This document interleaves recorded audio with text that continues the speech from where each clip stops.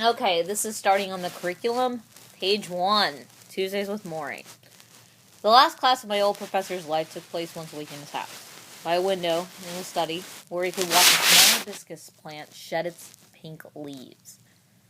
The class met on Tuesdays. It began after breakfast. The subject was the meaning of life. It was taught from experience. No grades were given, but there were oral exams each week. You were expected to respond to questions, and you were expected to pose questions of your own.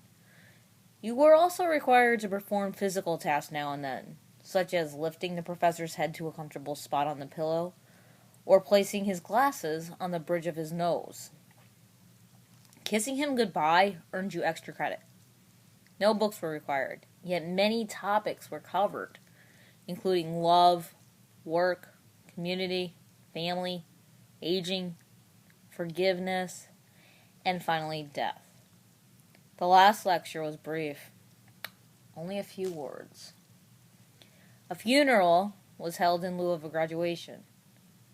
Although no final exam was given, you were expected to produce one long paper on what was learned. That paper is presented here. The last class of my old professor's life had only one student. I was the student. Alright, now we're going into a flashback, and that's why it's italicized. It is the late spring of 1979, a hot, sticky Saturday afternoon.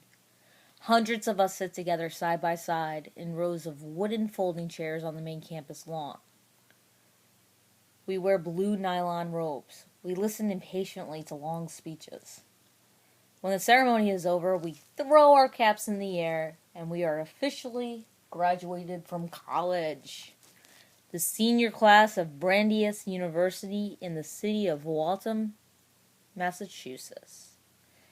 For many of us, the curtain has just come down on childhood. Afterward, I find Maury Schwartz, my favorite professor, and introduce him to my parents.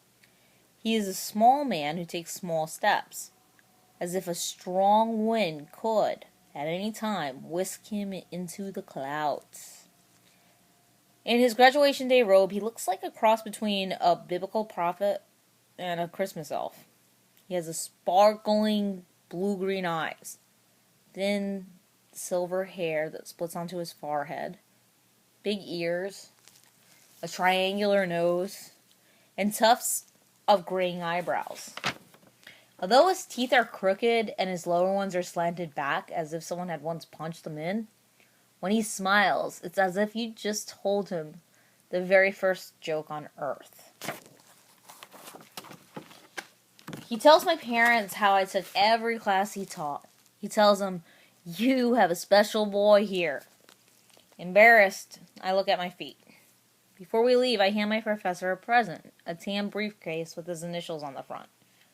I bought this the day before at the shopping mall. I didn't want to forget him. Maybe I didn't want him to forget me.